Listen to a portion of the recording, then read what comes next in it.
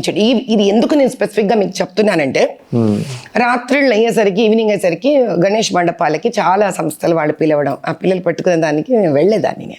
కొన్ని ప్రాంతాలు ఎంత భయంకరంగా ఉంటాయంటే, మీరు చాలా దూరం వరకు వితౌట్ ఎనీ స్ట్రీట్ లైట్ మీరు ఆ సందులన్నీ దాటుకొని మీరు వెళ్ళాలి వినాయక మండపానికి. మళ్ళీ అది ఎందుకంటే మీకు కార్ వెళ్ళదు అక్కడ, so you have to walk.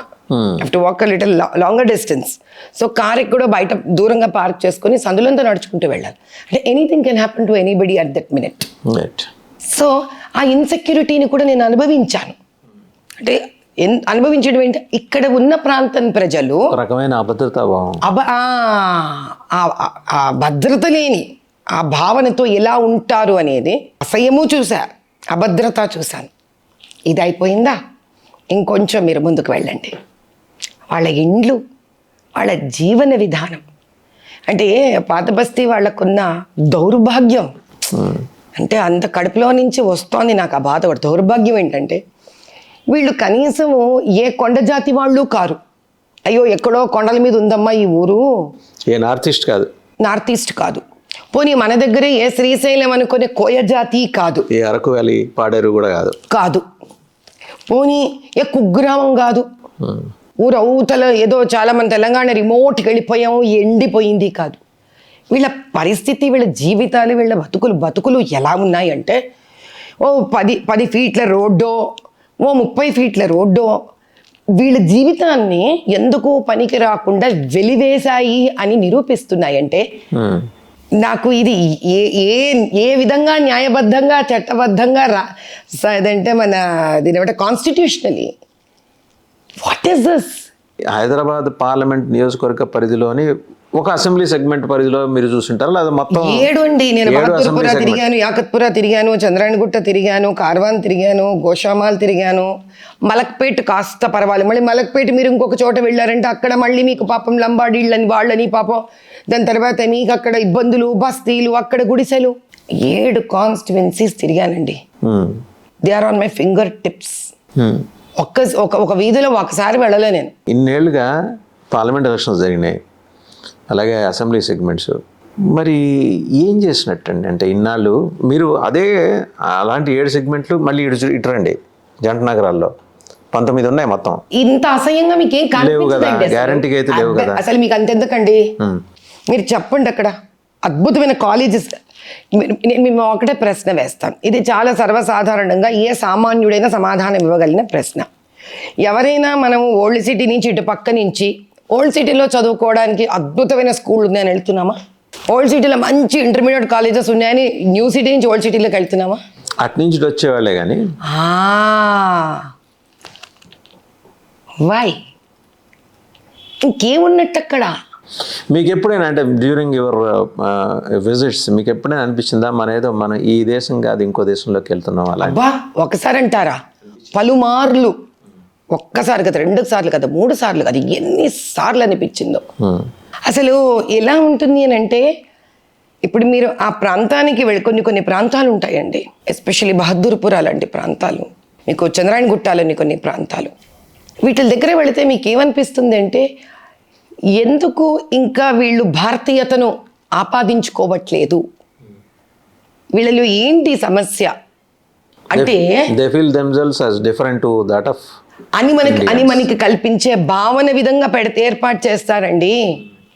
This is what I want to tell through your interview. Even I learned through some of my friends అండి, వాళ్ళు వెళ్తుంటే అంట ఆ చిన్న అంటే మీరు ఇందాక అన్నారు నారో రోడ్స్, ఒక మనిషి నడిచే రోడ్స్ అంతే ఉంటాయి. ఆ కిటికీ సందుల్లోంచి ఇలా ఆసక్తిగా చూస్తూ ఉంటారట, ఎవరో ఫారినర్ వచ్చాడు ఇక్కడికి అన్నట్టు. ఉన్నది ఈ దేశంలోనే, భారతదేశంలోనే. నడిచి వెళ్ళేవాడు ఈ దేశస్తుడే, చూసేవాళ్ళు మాత్రం నడిచి వెళ్ళేవాడిని ఏదో పరాయి దేశం నుంచి వచ్చాడు, వీడికి ఏంటి ఇక్కడ పని, ఏదో గేటెడ్ కమ్యూనిటీ లాగా, గేటెడ్ కమ్యూనిటీ అని వాళ్ళు భావించుకొని, కాకపోవచ్చు వాళ్ళకి భావించుకుని వచ్చిన వాడిని విదేశీయులాగా చూసే. ఎందుకు ఆ పరిస్థితి ఏర్పడింది అక్కడ అంటే? ఇక్కడ తమాష ఏంటంటే, ఇక్కడ 2 విచిత్రాలు జరిగాయండి. మీకు ఉదాహరణతోనే చెప్తాను. నిన్న నేను ఒక దత్తాత్రేయ గుడి శంకుస్థాపనకు వెళ్ళానండి. తమాష ఏమిటి అని అంటే, ఆ గుడికి ఎదురుగా వీధి, కుడి పక్కన హిందువులే, ఎడం పక్కన హిందువులే, డెడ్ ఎండ్లో జైన్ మందిరం. ఏమండి ఇటు పక్కన దత్తాత్రేయ గుడి, మీకు అదంతా హైందవులు ఉండే స్థలమే. మరాఠీస్ కూడా ఉన్నారు అక్కడ. నేను గుడి శంకుస్థాపనకు పిలిచారు, శంకుస్థాపన అయిపోయింది. పాపం 2 మగపిల్లలు వచ్చారు నా దగ్గర, సుమారు ఒక 30 ఏళ్ల వయసులో ఉన్నట్టారు వాళ్ళు. అమ్మ మాకు ఇక్కడ భద్రత లేదు తల్లి అని. ఏమప్పదంతా హిందూ ఏరియానే కదా. లేదమ్మా నాకు ఒక ఇల్లు ఉంది, కొన్ని తరతరాల తాత ముత్తాతల ఇల్లు మాది. ఎంత ఇల్లు అంటే ఏ పెద్ద ఇల్లు కూడా నేను ఆ ముచ్చట చెప్తాను మీకు. ఇల్లు ఉందమ్మా మాకు, ఇంట్లో ఆడపిల్ల పెళ్ళి ఉంది ఏప్రిల్ నెలలో, గోడ కూలిపోయిందమ్మా, గోడ కట్టుకుందాము అని అంటే మమ్మల్ని గోడ కట్టనివ్వట్లేదు. ఎవరు? ఇక్కడ లోకల్గా ఉండే ఒక నాయకుడు ఉన్నాడు, అతను వచ్చి గెలిచాడా అంటే గెలవలేదు. ఇంతకి ఒక 10 మందిని వేసుకొని వచ్చి, ఒకప్పుడు ఇక్కడ మస్జిద్ ఉండేది. ఈ కథ వినండి తమాషా. ఒకప్పుడు, మరి అది ఏ అప్పుడో ఆ అప్పుడో మనకు తెలీదు. నీకు తెలీదురా ఏంటి? తరతరాల నుంచి పేపర్లుండి, మీకు రిజిస్ట్రేషన్ ల్యాండ్ రికార్డ్స్ ఉండి, ఇక్కడ నీకు నీ ఇల్లు కాదు, ఇది ఒకప్పుడు మస్జిద్ కాబట్టి నువ్వు ఇది కట్టడానికి వీలు లేదు గోడ అంటే అది ఎంతటి దౌర్జన్యం ఆలోచించండి మీరు. ఇది ఇలా ఒక పిడికిల మంది 10 మంది రౌడీజంని గూండాయిజం చేసుకుంటూ మామూళ్ళ మీద బతుకుతూ, బాధని ఈ పిల్లవాడు వేరే ఎవరికి వ్యక్తపరచుకున్నా ఈ పిల్లవాడితో నిలబడడు అన్న వీక్నెస్ కూడా కనిపెట్టుకుని వాళ్ళు వస్తారు. మీరు ఇదే పరిస్థితి ఆ ప్రాంతంలో ఉన్న మరాఠాలకు కానీ హిందువులకు కానీ ఏం భావన కలగజేస్తుంది? ముస్లిమ్స్ వీళ్ళు ఇట్లాంటి వాళ్ళు, వీళ్ళు ఎక్కడ దొరికితే అక్కడ కబ్జాలు చేస్తారని భావన కలగజేస్తుంది. ఇప్పుడు ఇదే మీరు పస్మందా ముస్లిమ్స్, షియా ముస్లిమ్స్, దూదేకుల ముస్లిమ్స్, వీళ్ళు ఎవరైతే కష్టాలు పడుతున్నారో మీరు ఆ సందులకు వెళ్ళి చూడండి. మీరు ఎందుకు?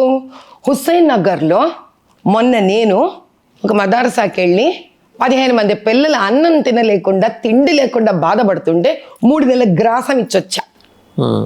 మీరు అక్కడికి వెళ్ళండి, తెలుస్తుంది. హలో, తెలుగు రాజ్యం ఛానల్ చూస్తున్నారా?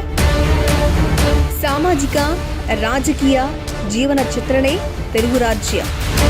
అతిశయోక్తులు అసత్యాలు ఉండవు. రాజకీయ కోణం కాదు, ప్రజా కోణమే కొలబద్ద. తెలుగు రాజ్యం వీక్షణ మీ ఉత్తమ అభిరుచికి నిదర్శనం.